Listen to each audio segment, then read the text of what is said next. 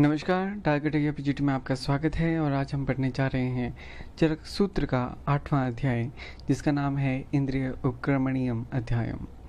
तो आचार्य आरंभ करते हैं इंद्रिय पंचक से। तो आचार्य कहते हैं, ये खलु पंचेन्द्रियाणि पंचेन्द्रिय द्रव्याणि पंचेन्द्रिय अधिष्ठानि पंचेन्द्रिय अर्थाः पंचेन्द्रिय बुद्धिः भवन्ति इति युक्तम इंद्रिय अधिकारे।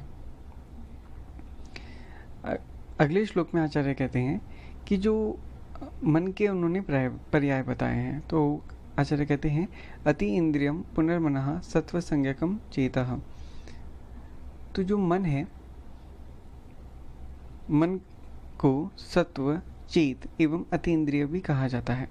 अति इंद्रिय इसलिए कहा जाता है क्योंकि इसे देखा नहीं जाता, इसको छू नहीं सकते, इसलिए इसे अति इंद्रिय भी कहा जाता है। अति इंद्रिय एक और चीज को कहा जाता है, वह है आत्मा। तो अति इंद्रिय आपका आत्मा एवं मन दोनों के लिए प्रयोग किया जाता है। आगे आचार्य कहते हैं, तद अर्थ आत्म संप्रदाय तत्चेष्टम। तो वे कहते हैं, तद मतलब यहाँ पे मन है, ठीक है। अर्थ मतलब विषय है, आत्मा मतलब जीवात्मा है, संपद अर्थात संयोग होता है, चेष्टा का अर्थात गति होता है। तो ये लाइन क्या कहती है कि वह मन, विषय व जीवात्मा के संयोग से चेष्टा अर्थात गति करता है तथा इंद्रिय ज्ञान और इंद्रिय व्यापार में कारण होता है। तो कई बार ये लाइन रख के पूछ लेते हैं कि किसके लिए कहा गया है। चाहे तो पहली वाली लाइन रख के पूछ लेंगे, तदा अर्थ आत्म संपदाय तत्चेष्टम, तो ये मन के लिए कहा गया है, और चेष्टा प्रत्यय भूतम इंद्रियाणाम, ये भी मन के लिए कहा गया है। अगले श्लोक में आचार्य कहते हैं, मनः पुरस्सराणि इंद्रियाणि अर्थ ग्रहण समर्थानि भवन्ति ही। ये आचार्य यहाँ कहना चाहते हैं कि जो मन जब इंद्रियों के साथ मिलता है तो वह अर्थ को ग्रहण करने की सामर्थ्यता रखता है। एक एग्जाम्पल के तौर पर, अगर आपका टीचर ब्लैक बोर्ड पे कुछ लिख रहा है तो आपकी आंखें तो देख रही हैं, पर अगर आपका मन कहीं और है तो आपको ये पता ही नहीं चलेगा कि टीचर ने लिखा क्या है। इसलिए मन का जब इंद्रिय के साथ संयोग होता है, वह जब उसके साथ मिलता है, तभी वह उस अर्थ को ग्रहण कर पाता है, तभी जो टीचर ने लिखा है वह उसे देख पाएगा और समझ पाएगा। मन एक होता है, मन के गुण दो होते हैं, अणुत्वम च एकत्वम। मन के भेद एवं प्रकार तीन होते हैं, सत्व रज एवं तम। जो सत्व होता है इसके भी तीन प्रकार होते हैं। मन के कर्म चार होते हैं, मन के विषय पांच। कौन से? चिंत्यम, विचार्यम, ऊह्यम च ध्येयम च संकल्पम एवं च चरक शारीर 1/20 का श्लोक है ये। इसमें जो प्रधान विषय है वह है चिंत्यम, ठीक है। अब ये आरंभ करने से पहले पंचेन्द्रियाणि पंचेन्द्रिय द्रव्याणि, ये अर्थ क्या कहते हैं ये समझ लेते हैं। यहाँ पे जो ये इंद्रिय है इसका अर्थ है ज्ञानेंद्रिय, ठीक है। ज्ञानेंद्रिय कौन सी है आपकी? चक्षु, श्रोत्र, घ्राण, रसन, स्पर्शन, ठीक है। ये आपकी हो गई पंचेन्द्रियाणि, आपकी 5 ज्ञानेंद्रिय। ये ज्ञानेंद्रिय बनती किससे हैं? पंच महाभूतों से, जिसे आचार्य ने कहा पंचेन्द्रिय द्रव्याणि। 5 महाभूत कौन से हैं आपके? ख, वायु, ज्योति अर्थात आपका अग्नि, आप अर्थात जल, भू अर्थात पृथ्वी, ख अर्थात आकाश होता है।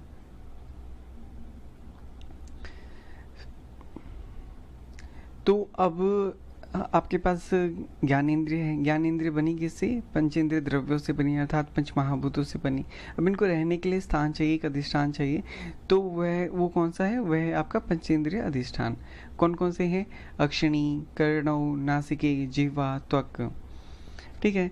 अब अधिष्ठान हो गए, अब वह अधिष्ठान में रहकर करेंगे क्या? उनको किसको? अर्थ को ग्रहण करेंगे, ठीक है। तो किसको ग्रहण करेंगे? अर्थ को। तो पंचेंद्रिय अर्थ, पंचेंद्रिय अर्थ क्या है आपके? शब्द, स्पर्श, रूप, रस एवं गंध। अब अर्थ को ग्रहण करेंगे तो उसका आउटपुट क्या होगा? उससे समझेगा क्या? कि जैसे अगर मान लीजिए सेब रखा है, आपने उसके रूप को देखा, चक्षु ज्ञानेंद्रिय है, उसने उसके रूप को देखा, ठीक है, और उससे उसको ज्ञान हुआ कि वह सेब है। तो जिस चीज़ से उसे ज्ञान हुआ वह होगी आपकी बुद्धि। अगर चक्षु ने सेब को देखा तो ये होगी आपकी चक्षु बुद्धि। श्रोत्र ने कुछ सुना और वो आपको समझ में आ गया तो वो होगी आपकी श्रोत्र बुद्धि। ठीक है, ऐसे ही जिह्वा ने किसी चीज़ को टेस्ट किया और आपको पता चला वो खट्टा है मीठा, ये कौन सा टेस्ट है, तो वो हो गई आपकी रसन बुद्धि। ठीक है, तो पंचेंद्रिय बुद्धि के लिए इन्होंने कहा है पुनर्इंद्रिय इंद्रिय अर्थ सत्व आत्मा सन्निकर्ष जहाँ। तो आपकी ज्ञानेन्द्रिय, इंद्रिय अर्थ अर्थात आपका विषय, सत्व अर्थात आपका मन, आत्मा अर्थात आपका आत्मा, जब इन चारों का सन्निकर्ष होता है तब उस बुद्धि की उत्पत्ति होती है जिस ज्ञानेन्द्रिय ने जिस विषय को ग्रहण किया है। जैसे चक्षु ने रूप को ग्रहण किया तो चक्षु बुद्धि हो जाएगी। ठीक है, ऐसे श्रोत्र ने शब्द को ग्रहण किया और वो है उसे समझ में आया तो वो हो गई आपकी श्रोत्र बुद्धि। ऐसे ही आपकी पांचों ज्ञानेंद्रिय की 5 बुद्धि हो जाएंगी। बुद्धि 2 प्रकार की होती हैं, क्षणिका एवं निश्चयात्मिका। ठीक है, पदार्थ विज्ञान एवं तर्क संग्रह ने भी बुद्धि के 2 ही भेद माने हैं।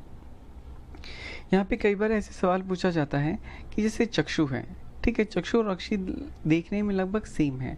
अगर कोई पूछे कि ये पंचेंद्रिय है फिर पंचेंद्रिय अधिष्ठान है तो आप कंफ्यूज हो जाएंगे। तो इसको याद रखने का बहुत आसान तरीका है कि जो आपके अधिष्ठान है ना, इसको आपको हिंदी में याद रखना है। हिंदी का अर्थात आपका आँख, कान, नाक, जीभ, त्वचा। ठीक है, अ से आँख, अ से अक्षिणी, क से कान, ख से कर्णों, न से नाक, न से नासिका, ज से जीभ, ज से जिह्वा, और स्किन तो आपको पता है उसको त्वचा ही कहते हैं। इंद्रिया तो आपको क्लियर रहेगा, शब्द स्पर्श रूप रस गंध, और ये पंचेंद्रिय द्रव्याणी तो आपको पता होना, द्रव्य से आपको पता चल जाएगा कि आपके पंच महाभूत। ठीक है, और पंचभूति तो मेनली कंफ्यूजिंग होता है आपका पंचेंद्रिय एवं पंचेंद्रिय अधिष्ठान में, जो शायद अब आपका गलत नहीं होगा। कभी सवाल पूछा जाए कि ऐसा कोई चीज़ है इन दोनों में से कॉमन जो पंच इंद्रिय भी है, पंचेंद्रिय अधिष्ठान भी है, तो उसमें जो आंसर लगेगा वो लगेगा आपका जीवा। जीवा इसलिए लगेगा क्योंकि ये आपकी कर्म इंद्रिय भी है, तो इसलिए ये आपका पंचेंद्रिय एवं पंचेंद्रिय अधिष्ठान दोनों में आएगी। आगे चलते हैं। आगे आचार्य आपको बताते हैं अध्यात्म द्रव्य गुण संग्रह के बारे में। तो आपके अध्यात्म द्रव्य गुण संग्रह 4 होते हैं। 4 कौन कौन से होते हैं? मनो अर्थो बुद्धिर एवं आत्मा। तो इसमें आपको अध्यात्म द्रव्य गुण, तो इसमें आपके 2 द्रव्य होते हैं और 2 गुण होते हैं। 2 द्रव्य कौन से होते हैं? मन एवं आत्मा। और गुण कौन से होते हैं? मनोअर्थ अर्थात आपका विषय एवं बुद्धि। ठीक है, तो अध्यात्म द्रव्य गुण संग्रह, इसमें 2 द्रव्य होते हैं, 2 गुण होते हैं।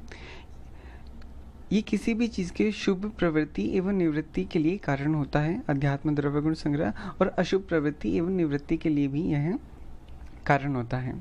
ठीक इसी प्रकार द्रव्य आश्रितम च कर्म, यहाँ पे द्रव्य का अर्थ है आत्मा।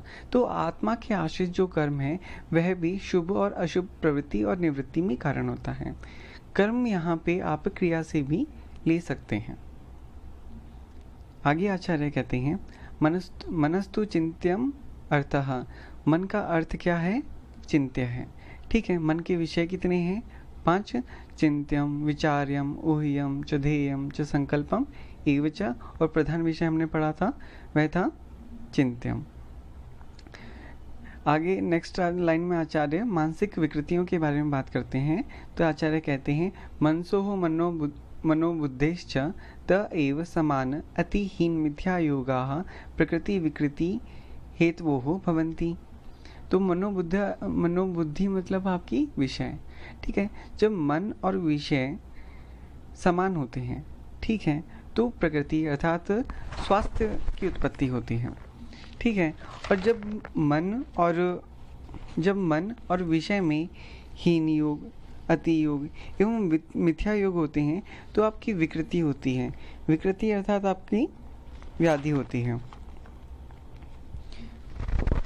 ठीक है, तो कई बार ये रेफरेंस के तौर पर पूछा जा सकता है। अगली लाइन में आचार्य कहते हैं तस्माद् आत्महितं चिकित्सता सर्वेण सर्वं सर्वदा स्मृतिमास्थाय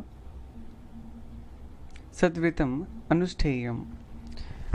आचार्य आगे कहते हैं कि अपना हित चाहने वाली सभी पुरुषों को सदा स्मृति बनाए रखते हुए सद्व्रत का अनुष्ठान करना चाहिए। दोबारा से सुनिए, अपना हित चाहने वाले सभी पुरुषों को सदा स्मृति बनाए रखते हुए सद्व्रत का अनुष्ठान अर्थात आपका पालन करना चाहिए। अगर आप इसका पालन करते हैं तो इससे आपको अर्थद्वय की प्राप्ति होती है। अर्थद्वय आपका क्या होता है? आरोग्य एवं इंद्रिय विजय। ठीक है।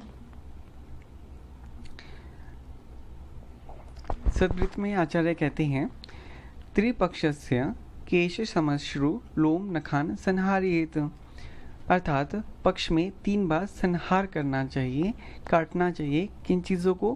केश आपके बाल, श्मश्रु आपके दाढ़ी के बाल, लोम एवं नख। ठीक है। योग रत्नाकर ने नख व श्मश्रु कर्तन हर 5वें दिन में बताया है। जैसे इन्होंने 15 दिन में 3 बार बताया है, इन्होंने 5 दिन में 1 बार बताया है। शार्पाणी एवं भेल ने 3 मास में 1 बार शौरकर्म करने के लिए कहा है। शार्पाणी और भेल की बात की, शार्पाणी की अगर आप बात कुछ जाने तो भूलोक की सबसे बड़ी संहिता आपकी होती है ब्रह्म संहिता एवं शार्पाणी संहिता। आगे आचार्य कहते हैं, हेत्वा ईर्ष्योः, मतलब कोई अगर आपका दोस्त या फिर किसी की सफलता देखकर आपको उसकी सफलता से ईर्ष्या नहीं करनी है, आपको उसके कारण से ईर्ष्या करनी है। फॉर एन एग्जाम्पल, अगर आपकी क्लास में कोई फर्स्ट आता है तो वो फर्स्ट आया, इससे आपको ईर्ष्या नहीं होनी चाहिए, पर जो उसने मेहनत की है उससे ईर्ष्या रखते हुए आपको उससे ज़्यादा मेहनत करनी चाहिए। और फले न ईर्ष्यु, और उस कभी भी फल से ईर्ष्या नहीं करनी है। ठीक है, फल की इच्छा नहीं करनी है। आगे आचार्य कहते हैं, सर्व प्राणीषु बंधुभूतः स्यात्, और एक मनुष्य को सभी प्राणियों के साथ बंधु अर्थात एक दोस्त की तरह विनम्र भावनाओं की तरह विनम्रता के साथ सबके साथ व्यवहार करना चाहिए, चाहे वह उसका शत्रु ही क्यों ना हो। आगे आचार्य कहते हैं, दीना नाम अभय उपपत्ताः, अभय उपपत्ता का अर्थ होता है उपकार करना। किन के ऊपर उपकार करना है? दीना नाम, गरीबों के ऊपर उपकार करना है। तो ये लाइन कहना चाहती है कि एक मनुष्य को गरीबों के ऊपर हमेशा उपकार वाली भावना रखनी चाहिए। अगला जो 19 वाला श्लोक है, एक बार आप इसे जस्ट हिंदी में पढ़ लीजिएगा अपनी बुक से, क्योंकि इसमें से कुछ भी कभी थोड़ा बहुत पूछ लेते हैं। और इसमें कुछ 1-2 चीज़ें जो हम पढ़ लेते हैं वह है, पुरो वात आतप अवश्याय अति प्रवात जिहात। तो ये कहते हैं कि आपको पूर्व की तरह से आने वाली वायु और सामने की तरफ से आने वाली वायु को ग्रहण नहीं करना चाहिए। ठीक है, आतप का सेवन नहीं करना चाहिए, अर्थात धूप का सेवन नहीं करना चाहिए। आपको अवश्याय अर्थात ओस की बूंदों का सेवन नहीं करना चाहिए। आगे आचार्य बताते हैं कि अगर आप घर से बाहर निकलते हैं तो किन चीज़ों को छुए बिना आपको बाहर नहीं जाना। ठीक है, तो आचार्य कहते हैं,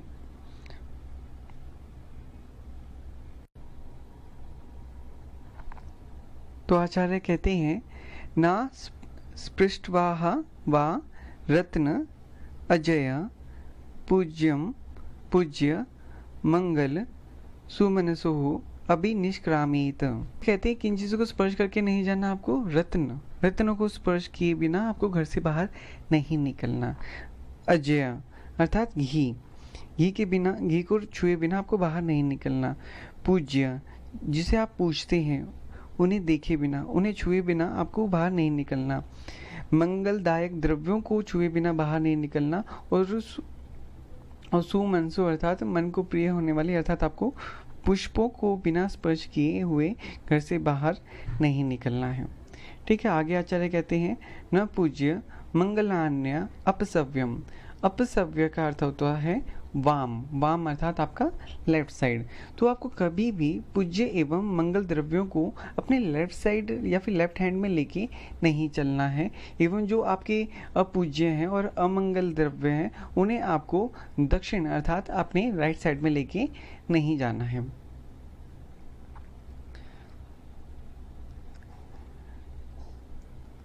आगे आचार्य कहते हैं ना शेष भूख स्याद अन्यत्र दधि मधु लवण सक्तु सर्पी भयः। मतलब आपको दही मधु लवण सत्तू एवं सर्पी को छोड़कर दही मधु लवण सत्तू एवं सर्पी को छोड़कर कोई भी चीज़ पूरी नहीं खानी है, आपको हमेशा थोड़ी बहुत छोड़ देनी है। और दूसरा अर्थ इसका क्या निकलता है कि आपको दही मधु लवण सत्तू एवं सर्पी इन चीज़ों को पूरा खाना है। ठीक है, तो ये अगर आपकी थाली में चीज़ें हैं तो पूरी खानी है, इसके अलावा कोई और चीज़ है तो उसे आपको थोड़ा सा छोड़ देना है। आगे आचार्य कहते हैं न नक्तम दधि भुंजीत न सक्तुन एकान्नस्यान निशि न भुक्त्वा न बहून द्विनोर उदकान तरितान न चित्वाह द्विजैर्भक्षेत। तो आचार्य कहते हैं कि आपको रात में दही का सेवन नहीं करना है। ठीक है, मात्र सत्तू का सेवन नहीं करना है, रात में सत्तू का सेवन नहीं करना है।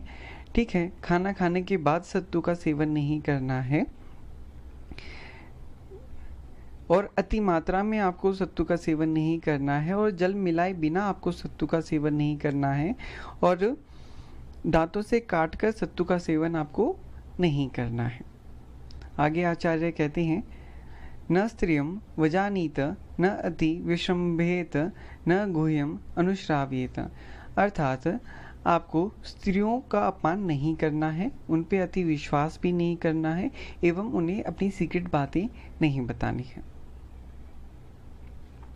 आगे आचार्य बताते हैं कि आपको पढ़ाई कब कब नहीं करनी चाहिए। तो वह कहते हैं न महाअग्रे उपगमने न नष्टचंद्रायाः तिथौ न संध्याः।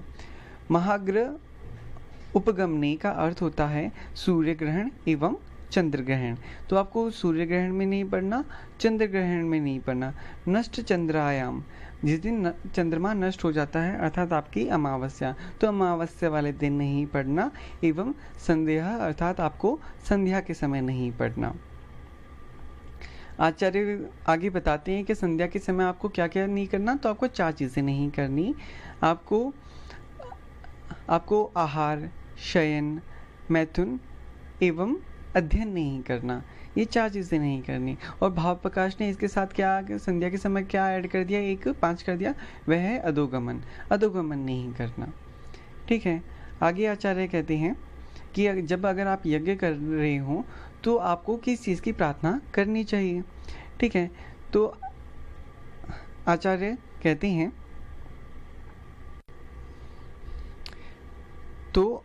कहते हैं अग्निर्मे न आप गच्छेत शरीराद।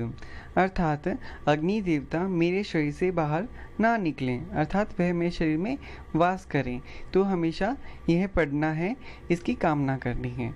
ठीक है, विष्णु भगवान से आपको बल मांगना है, इंद्र भगवान से वीर्य अर्थात आपको पराक्रम मांगना है।